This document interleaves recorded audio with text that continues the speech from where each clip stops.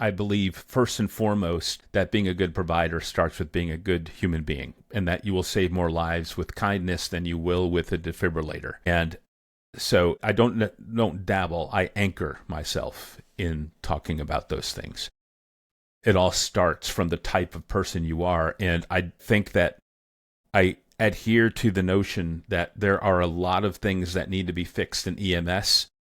Me as an individual, I can't do much to change the bigger picture, but I can do something to change myself.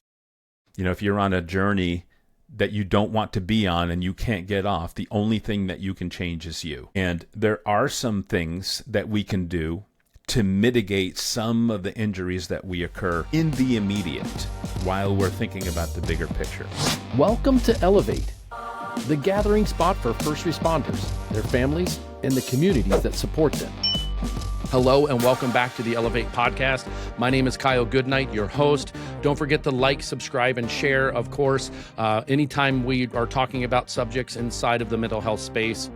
I'm glad we have a pause button. If anything happens to remind you of something or make you think deeper, go ahead and pause it, take a breath, get back into the content. Today, I've got an amazing guest with me. I cannot wait to talk to him. I've been trying to set this up to have him come on for, I think, about a year is when the first time I reached out to this gentleman. He and I are going to be at a conference in May down in Texas where he's going to be emceeing, and we'll talk about that later, and doing the closing out talk in that conference with Dr. Antebi, and I'm going to be doing a special topic. So I'm glad we're getting to connect a little bit more. But without further ado, I want to introduce Mr. Jimmy Apple, everybody. Welcome to the show, Hey Jimmy. there. How are you?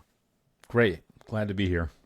Thank you so much for coming on. I appreciate it. If you don't know who Jimmy Apple is, look him up. He is a up and coming, and I don't even think you're up and coming anymore. I think you're there. I think you've arrived in your content creation. So Jimmy's a content creator. He focuses a lot on data.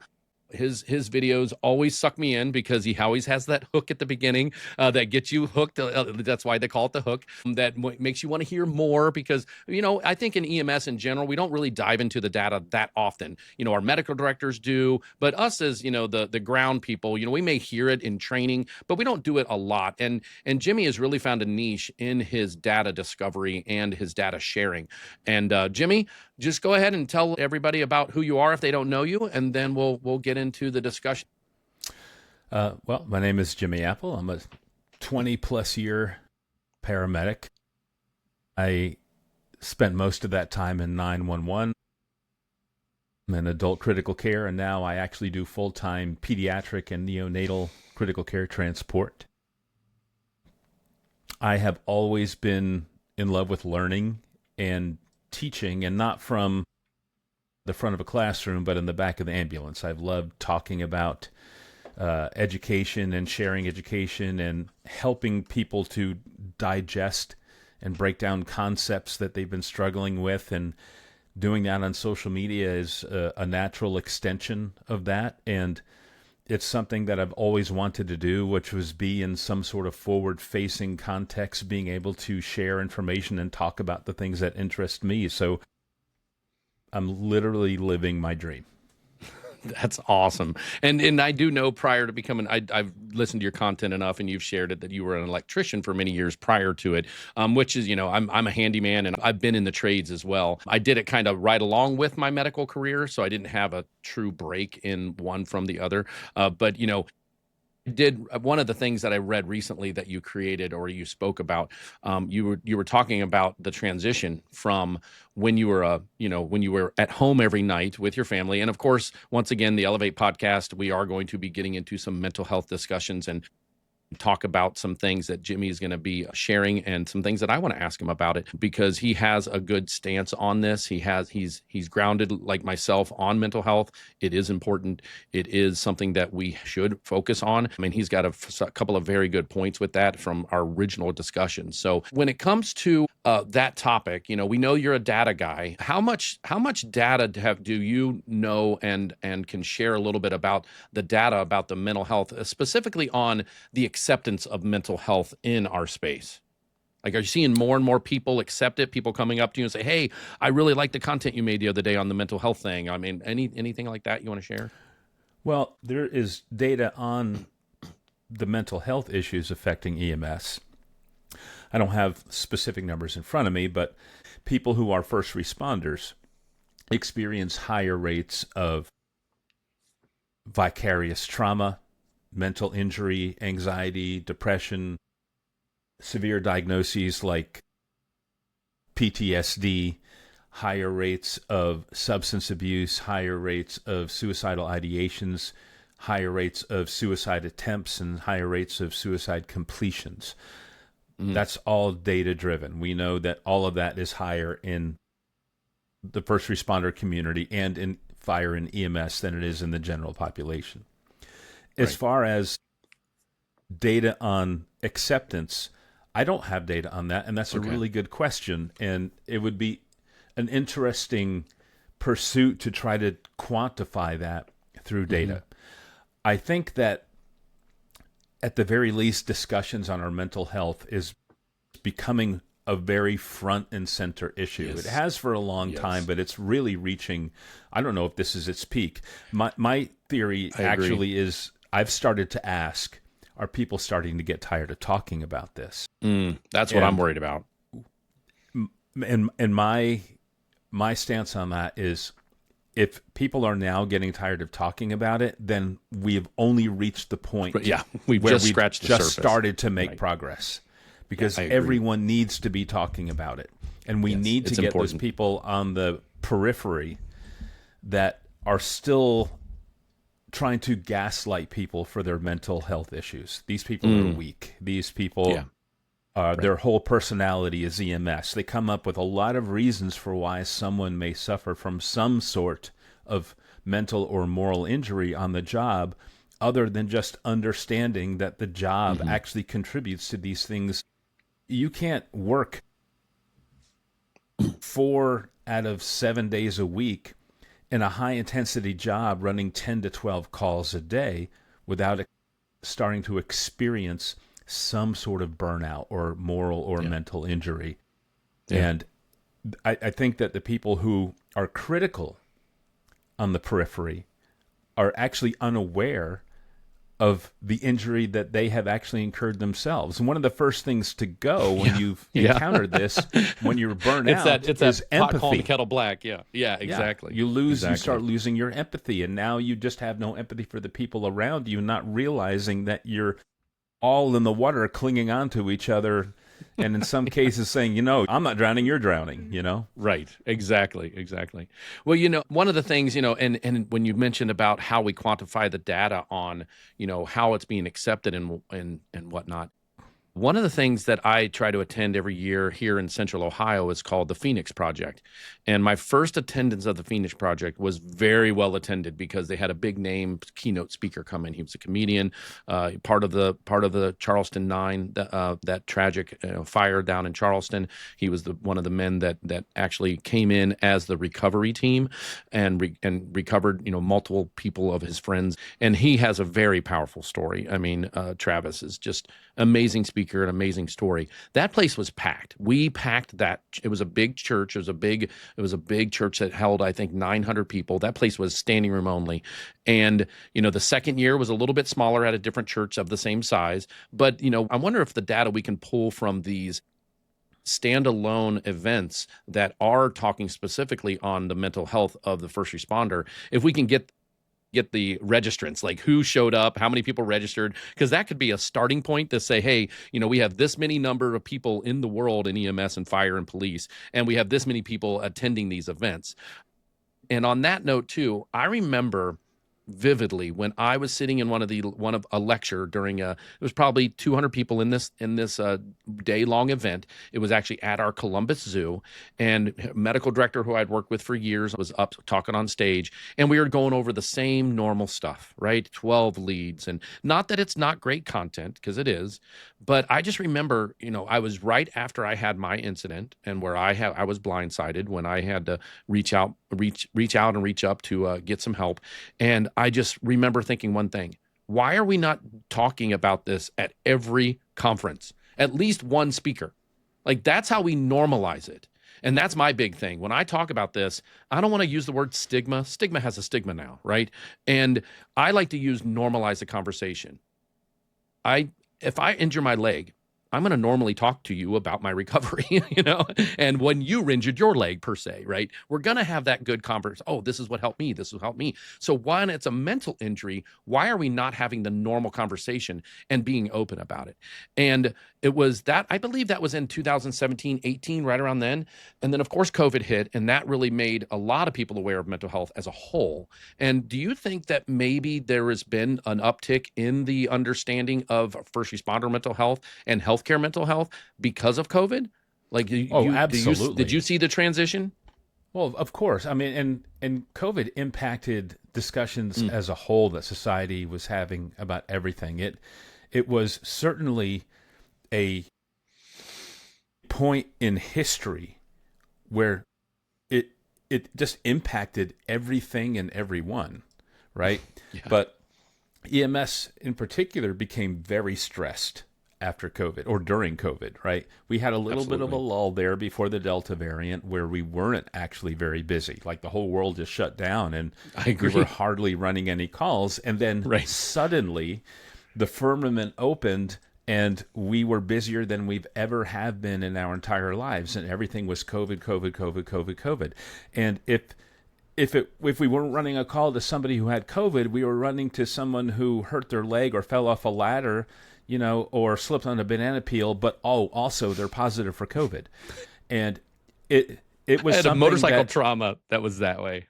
Yeah. And, we became exhausted with COVID, and then add in bad actors who sought to influence the way we perceived COVID for political gain or simply to watch the world burn. And then we had unnecessary tribalism inserted into the picture. And it became just a complete dumpster fire. And we haven't recovered from that. And it strained, everything that was already strained became more strained. Absolutely. But I guess my question is, do you feel that that there's been an uptick in the open discussion? And like I've noticed it whenever I look at a conference list now, there's at least one person somewhere in there. I mean, of course, in EMSP, like we were at in January, that was a lot bigger. There was a lot more people talking about it there. But even these smaller ones now are starting to put at least one speaker on mental health. Did you kind of see that transition when it went from nobody talking about it at conferences to now we're starting to get it? But did you see that was when the transition was, like during that? Well, yeah, that because post-COVID, yeah, because what happened is everyone's workload increased as well with COVID, right? I mean, we just started running 10 to 12 calls a day. And, a lot of people actually left the workforce as well. And sure, there a lot of things came together to make it so that our workload is the new norm, right? This is just the new norm now, which is the workload that COVID created. And you can only sustain that for so long before something gives. And so after a couple of years, everyone starts breaking and everyone starts talking about how they're breaking and how they're at their wits' end and suffering from these moral injuries and vicarious trauma. And so now it's a lot of people are talking about it. And so this is just, I think, a natural progression.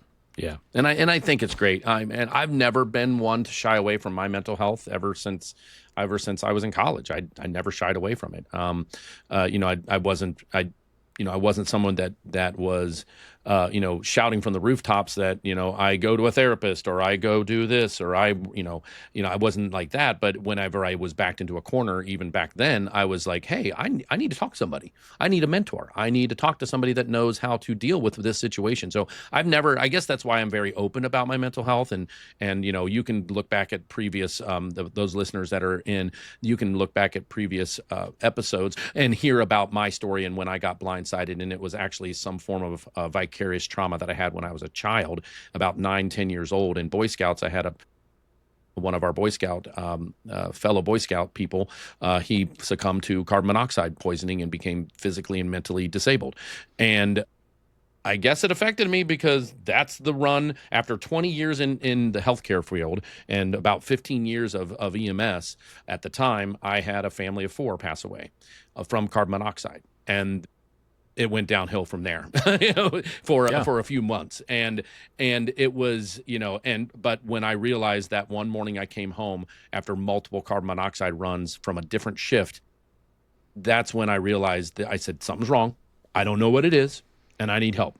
And my wife's like, what do you want me to do? Want me to call the squad? I'm like, I don't think we need a squad. I need to know where to go. I need some guidance. I think I need to call my mentor. And so I called her up. She came over. We had a big, long discussion. And that was really the catalyst. Once I got on the backside of that, and then I'm sitting through these lectures and nobody's talking about mental health. And I'm like, I am going to do something in the future about mental health. That is, I firmly believe I'm a communicator. I'm a public speaker. I firmly believe that I can do this. And so I built courses. I talk about it openly, and I have people come on my podcast now. My podcast is a big avenue to get this out. It's helpful for me. It's helpful for the people that come on. And once again, I just appreciate you coming on and being vulnerable today and talking to me about this subject.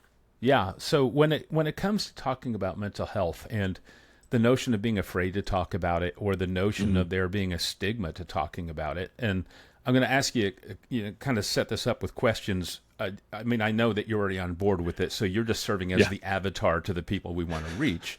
But right. I mean, you wouldn't have any problem with talking about the pathophysiology of CHF or COPD or anything like that, right? And all the physical processes that go behind that, right?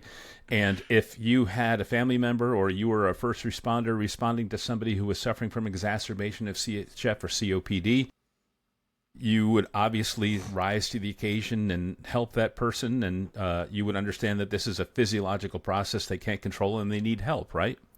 Right. Everything is physical. Everything is physical. And we have to stop treating mental health as it's this sort of like spiritual, ethereal, siloed off condition that has nothing to do with our physiology. These are neuropathways, and there are neurotransmitters that are doing things that are affecting us just as, and it as much as a disease process as COPD or CHF is. I'll give you an example. I divorced about, 15 years ago from the mother of my children. I'd been with her for a long time. And shortly after that, I developed this really weird thing where when I was washing dishes and rinsing the soap off, I could not stop rinsing.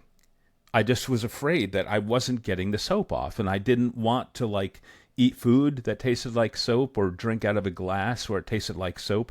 And I would rinse and I would rinse and I would rinse and I would rinse, and I could not stop. It would take me an hour to wash a couple of dishes. And what I realized is that I remember when my ex-wife and I first got married, we had a huge fight over the fact that when she was washing dishes, she would just soap them up and then just put them in the strainer. And I didn't like that because I was like, you have to get the soap off, otherwise we're going to taste that soap, right? You're supposed to rinse them. My mind created this neural pathway between being divorced and that first fight, and it created a pathology in me, and I couldn't do anything about it. I had to actually get help to break your soap fetish.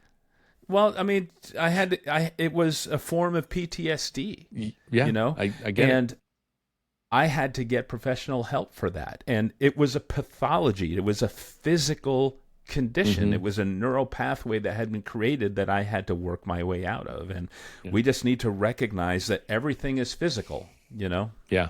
And I'm so glad you say that. I think you're the first guest that I've had on, or the first person I've spoke to, because I've done some neurodivergent and neuropathway research, and have taken how to change your neural pathways. I've done some courses on that. So, and that's something I've never really talked about or had anybody else bring up. But you're absolutely right.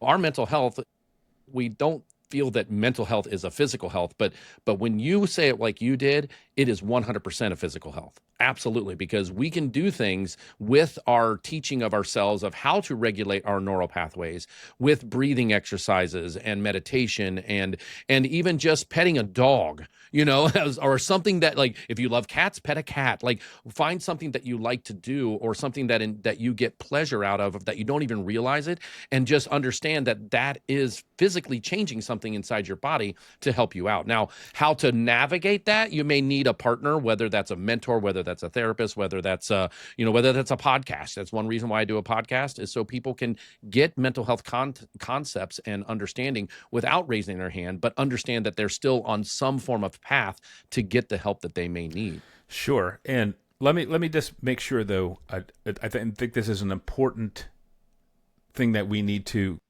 acknowledge.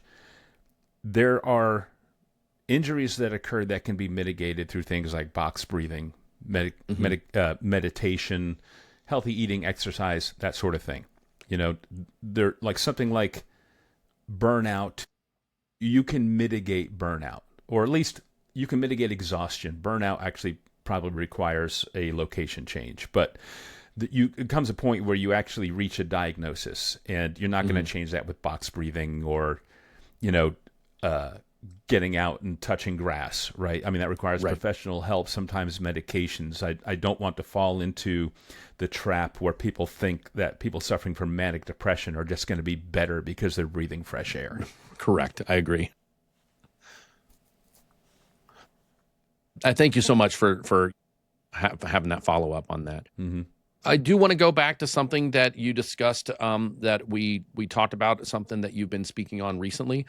You mentioned something about your first moral injury. Talk about what, because you've created some content on it. So if people follow you, they already kind of know about it. But for those that don't follow you yet, or have not heard of when the times that you are talking about mental health on your content, because it's not always, of course, you're the data guy, but with all things medical. But you do dabble in some mental health stuff, which I applaud you for, and I thank you for. But talk about that first moral injury concept that you want to share.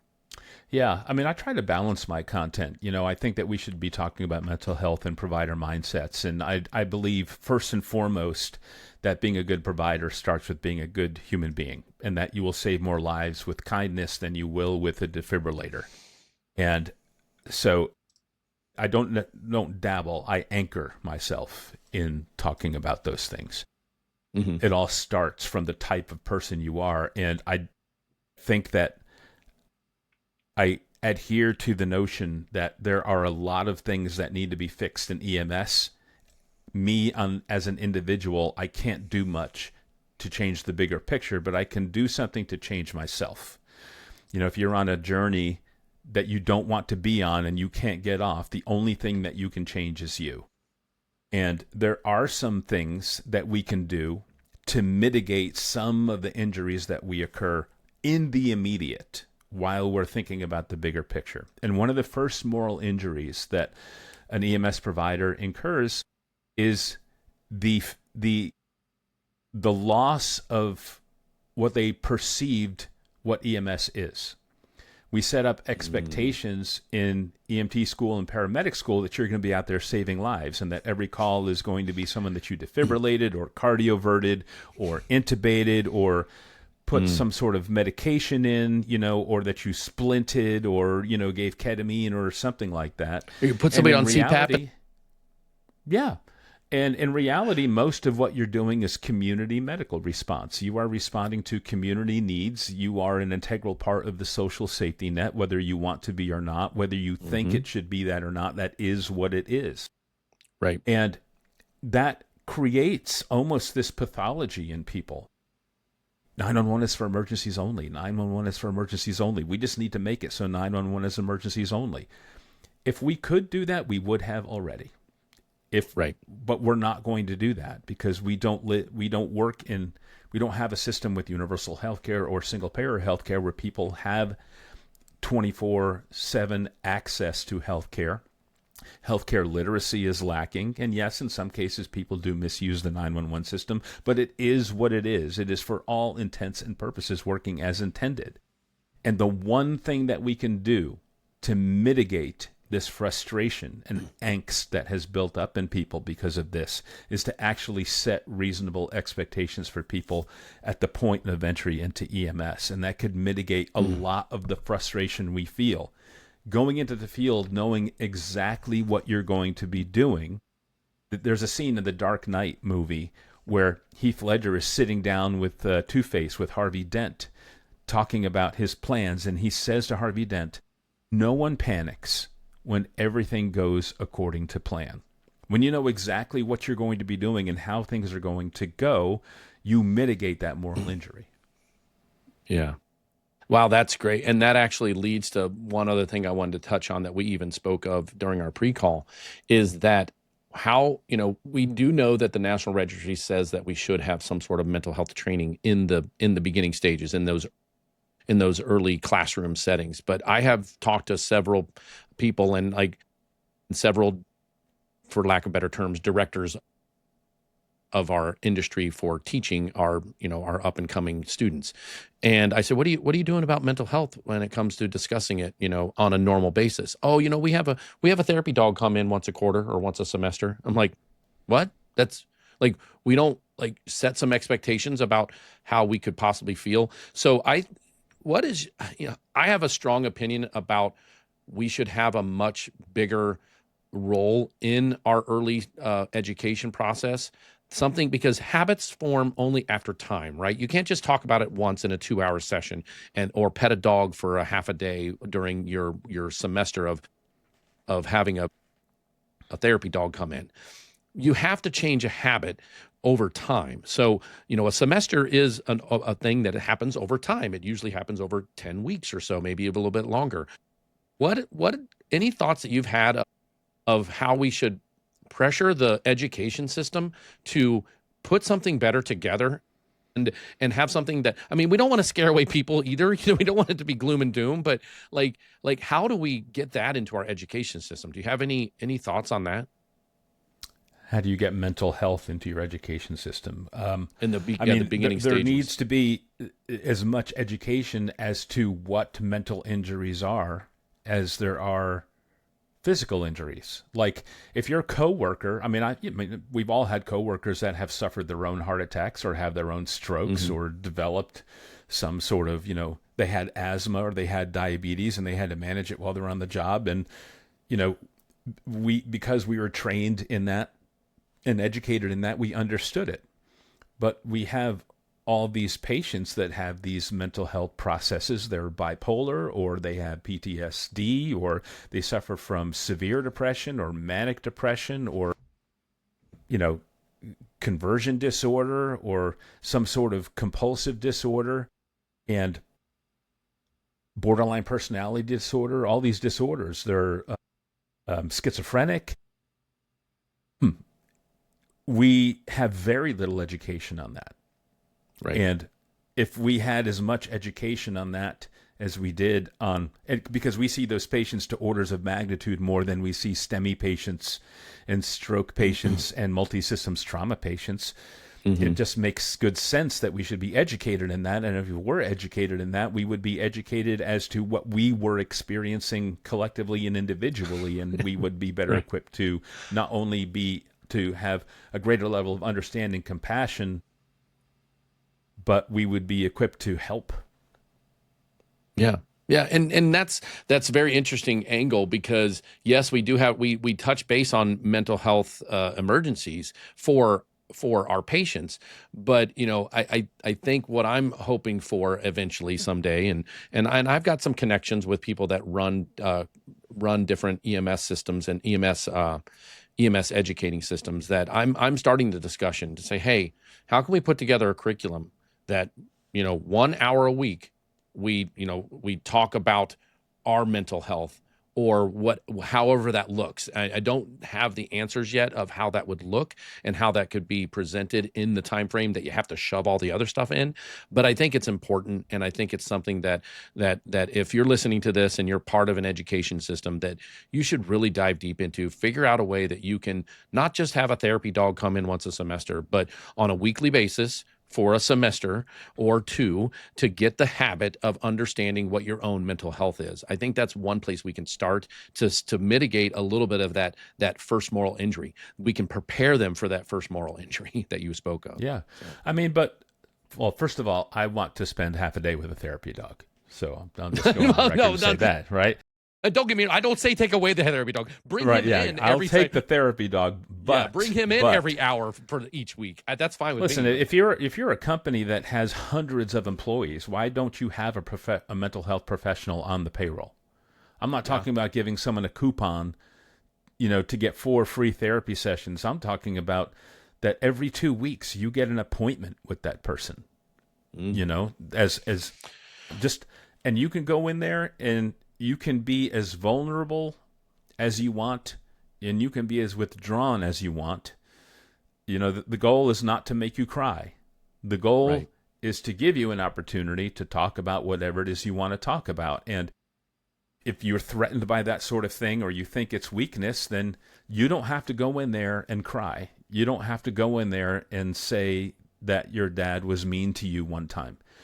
You can talk about the things that interest you, but I mean, what you're going to find is that a mental health professional is still going to exploit that to get you to talk about very important issues, and you'll still benefit from that. Right. And, there are so many things that a service can do to check in and just put their finger on the pulse of someone's current condition. And not all of them cost money. Sometimes it's just asking, how are you doing? Yeah. You okay, man? Yeah. I work at a service that every week they put out a newsletter just talking about this is what's new at the service this week. This is who had a birthday. This is who's new. This is who's leaving. This is who just celebrated a milestone. Culture. Here's a little. And you know what? They changed directors, and then it stopped coming out, and people were really upset about that. Yeah, they're like, wait a minute. That actually caused a moral injury. And I'm going to speak to the people who say right now that not everything is a moral injury. It's not that everything is a moral injury. There are degrees of moral injury, right? Absolutely. In that when I say, if I cut my finger, that's trauma, and I shouldn't avoid saying trauma simply because there is worse trauma. But the loss of that newsletter was a moral injury. It was something that they looked forward to and kept and improved morale, and taking it away caused a loss of morale. And there's so many free things that a service can do, and communication is the most free one. Yeah, absolutely. Absolutely. And that helps with the burnout or not knowing what your administration's doing. We do a bi-weekly coffee with the chiefs now, which we never did before. And that, like them or love them or hate them or whatever, at least it's something that the administration is putting out so you can get information more so than thinking that you're in the dark. Because a lot of people, from the previous administration from many years ago was like, we never know what's going on. And that does add to a mental state of some sort. And when it comes to burnout, like people not wanting to be a part of that company anymore, but they're kind of stuck because they've got good benefits, or they've got money coming in every 2 weeks. But it makes sense that those little things do help. When it comes to go ahead. Before you move on, absolutely.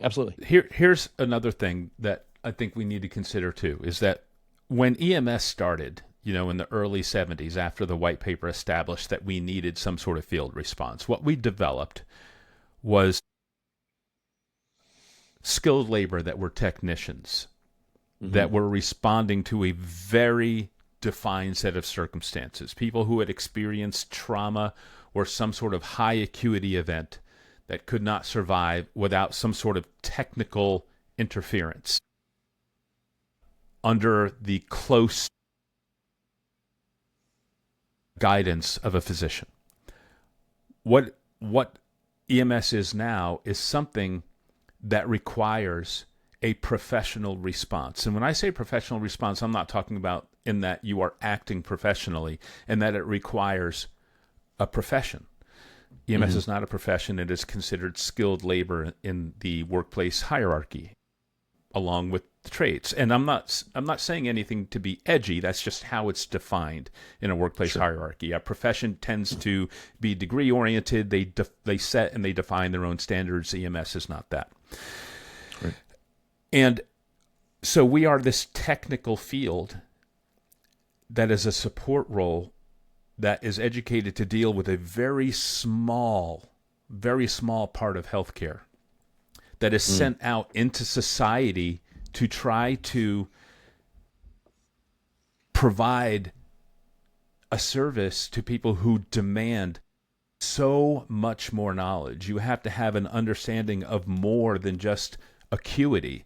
You have to have an understanding of social determinants of health. You have to have an understanding of government. You have to have an understanding of systems. You have to understand threat mitigation. You have to understand argumentation. You have to understand data.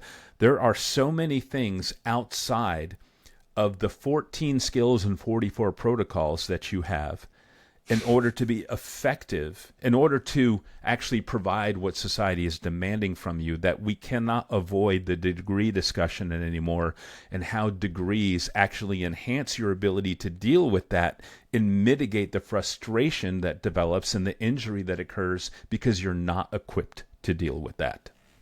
Right. Wow, that's that's some deep stuff there, folks. But I love that you shared that. I really do. One of the last questions I want to ask you about is when it comes to, and it kind of popped up a little bit when we were talking about the education portion of it, and then performance at your real job. Do you think, talk a little bit about your thoughts on, do you think that EMS as a whole has done a good job connecting our mental health to our clinical performance? Like, I guess I'm making up this question on the spot, because when it comes to, I've seen videos of people when they've made a mistake and it gets put on the news, and I go, that person was burnt out. That's why they acted that way. Sure. And I could see it in that video. I mean, case, for example, the gentleman who they put face down on a cot and he suffocated. Those two providers, the first thing I saw when I watched that video was they had no give a S's, right? They did not care. There was no empathy. And when it comes to what our mental health can be and what it should be and what our departments do, how much do you think it actually reflects back to the performance of what we're doing on scene? Oh, it absolutely affects your performance. When you start, let's build off of that moral injury that occurs because of the failed expectations of what you were going to be doing. Mm-hmm. What ends up happening is, because you were expecting a certain thing, which was people only calling for high acuity, and you keep advocating for that and wanting that and desiring it, and it keeps never happening. And what ends up happening is you deal with people that have needs that you're not equipped for, or at least that you haven't allowed yourself to open up to take care of. You start developing compassion fatigue, and you develop that very quickly, and you find that the well is empty for being able to provide adequate care for someone who needs something other than an IV or a ketamine or endotracheal tube. And that does affect that care. I mean, I think if people are being honest, they have had patients that they, in their mind, they would say that this is a BS call, and that started even before they got there, when they got the call info, right? Yeah. And so they weren't open to the fact that it was something else when they got to the call. And either they were caught with their pants down during the call, or they learned later, hey, that guy wasn't faking it. He ended up having a cardiac arrest in the ED, and so there is absolutely a corollary to the mental injuries that we experience and how we care for people in the field. And, it's in the way we treat people as well. Just providing good care is also providing kind care. You're going to end up saving more lives with, like I said before, you're going to end up saving more lives with how you assign value to it, more so than you are with just like literally changing a biological process. Right. Well put. Well put. Well, thank you very much. I really appreciate this discussion. I know that we could probably talk for hours on this. I do like to keep my podcast to a certain level where people can absorb the content on their way in. I know that my podcasts are doing what I wanted to do. I've had a couple of people come up to me as like, "Hey, I listened to the latest episode. You had some really good discussions on things." So it's always nice when you get some feedback. I'm sure you've had the same thing when it comes to the content that you make. Speaking of the content that you make, a lot of times you're talking about different events that you're going to be at and speaking on. Can you tell our listeners this recording is at the very beginning of April? I know for a fact, like I mentioned at the beginning, that we're going to actually be essentially, it's not going to be a true stage, but we're going to be in a 4-hour education session together in Austin, Texas at the EMS World and the Hand Heavy Innovation Symposium. And what are some other places where people can, if they're going to be at, they can look you up and see your talks? Because I know you have several different talks. Share a little bit about what your next couple of months looks like.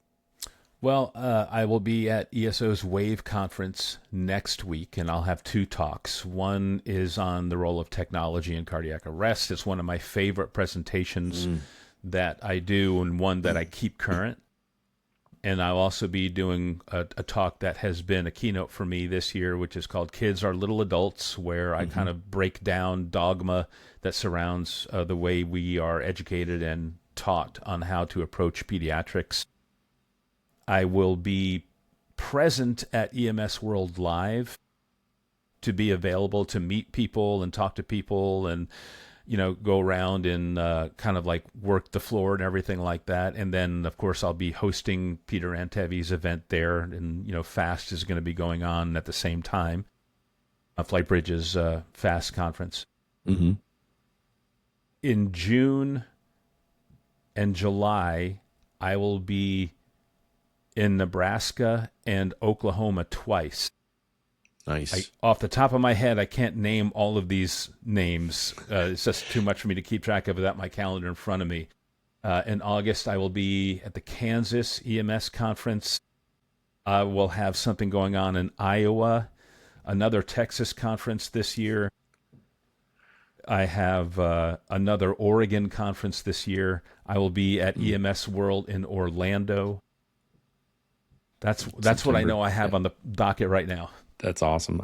And I can't wait to, meet up with you in person at the ones that I'll be a part of as well. And hopefully for future ones, I'm hoping to get on some stages and do some breakout sessions with some of the topics that I cover that are kind of those niche topics that you and I have spoke of before, and what I'm going to be actually doing with at Peter's event in Austin. So I thank you so much for coming on, Jimmy. I appreciate it. Where can people find you if they've never heard of you before and they're like, "Hey, well, okay, this guy had some pretty good points. I want to dive into his content." How can people find you? I am active on TikTok, Instagram, Facebook, YouTube, and LinkedIn. Aside from LinkedIn, I am EMS Avenger on all those platforms. On LinkedIn, you can just find me as Jimmy Apple.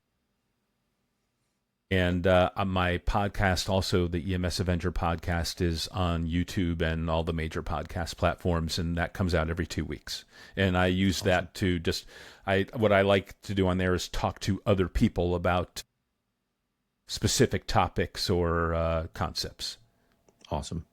Well, fantastic. All right. Thanks, Jimmy. I appreciate your time and doing this on a Friday afternoon almost. So I appreciate it. And everybody go look up Jimmy Apple and the EMS Avenger. Once again, his content is very good stuff for all different types of topics. I do enjoy the respiratory topics and the CPR topics that you cover a lot. But I'm also starting to listen to more and more of the stuff that I've never really felt that I had a calling for. But you're getting me interested in other areas of our thought process with data and all the things that you share. So I appreciate you and what you do with bringing what you bring to the EMS community. I appreciate Absolutely. Thank you for having me. That's a wrap for this episode of Elevate, brought to you by Frontline Empowerment Solutions, your partner in building resilience and fostering continued growth. If you found something valuable today, don't keep it to yourself. Share it with someone who could use it. Don't forget to like, subscribe, and hit the notification bell so you never miss out on our next conversation.